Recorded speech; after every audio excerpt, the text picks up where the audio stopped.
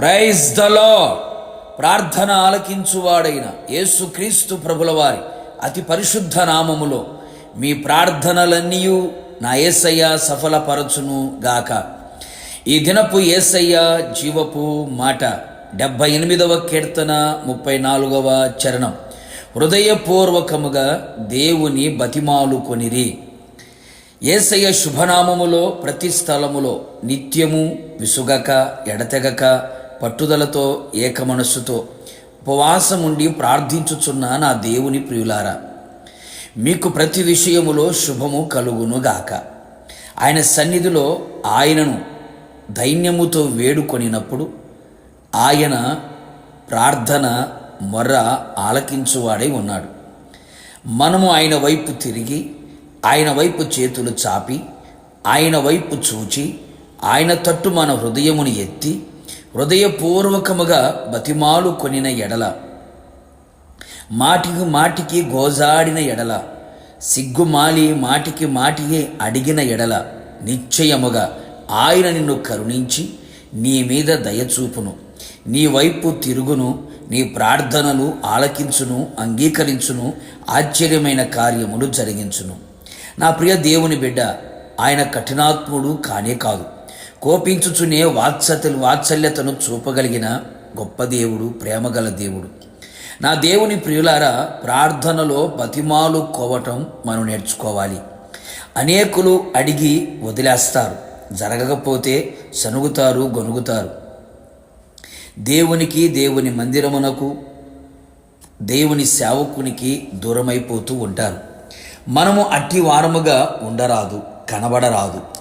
ఆయన వైపు తిరిగి హృదయపూర్వకముగా బతిమాలిన వారమై ఉండెదము. ఎంతోమంది మన పితరులు ఆ విధముగా బతిమాలుకొని దేవుని దగ్గర నుండి జవాబును పొందుకొనిరి, అన్ని విషయములలో జయమును పొందుకొనిరి, ఆశీర్వాదకరముగా చరిత్రలో నిలిచిపోయిరి.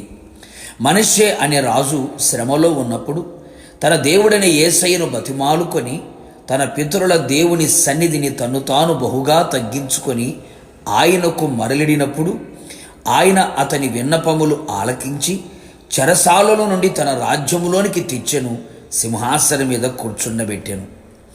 నీవు జాగ్రత్తగా దేవుని వెదకిన ఎడల, సర్వశక్తుడైన దేవుని బతిమాలు కొనిన ఎడల నిశ్చయముగా ఆయన నీయందు శ్రద్ధ నిలిపి నీ నీతికి తగినట్లు నీ నివాస స్థలమును వర్ధిల్ల చేయును. అప్పుడు నీ స్థితి మొదట కొద్దిగా ఉండినను తొదకు నీవు మహా అభివృద్ధి పొందెదవు. మనము దేవుని బతిమాలు కొనిన ఎడల ఆయన మనలను కటాక్షించును. ఆయన కటాక్షము, కనికరము, కృపలో దాగి ఉన్న ప్రతి శ్రేష్టమైన ఆశీర్వాదములని మనం అనుభవించదము. ఎలుగెత్తి యేసయ్యను బతిమాలుకొని నీ కలిగిన బాధ ఆయన సన్నిధిలో తెలియచెప్పుము. నిశ్చయముగా నీ బాధలన్నిటిలో నుండి నిన్ను విడిపించును, కాపాడును, నీ ఎడల శ్రద్ధ చూపును.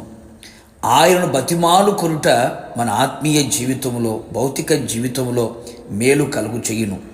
భక్తుడైన యాకోబు దూతతో పోరాడి జయం పొందెను. అతడు కన్నీరు విడిచి దేవుని బతిమాలెను. బేతేలులో ఆయన అతనికి ప్రత్యక్షమాయెను. ఆయనను బతిమాలి స్వస్థత పొందినవారు, మేలులు పొందినవారు, పోగొట్టుకున్నవి తిరిగి పొందినవారు, వాగ్దానమును స్వతంత్రించుకున్నవారు అనేకులు కలరు.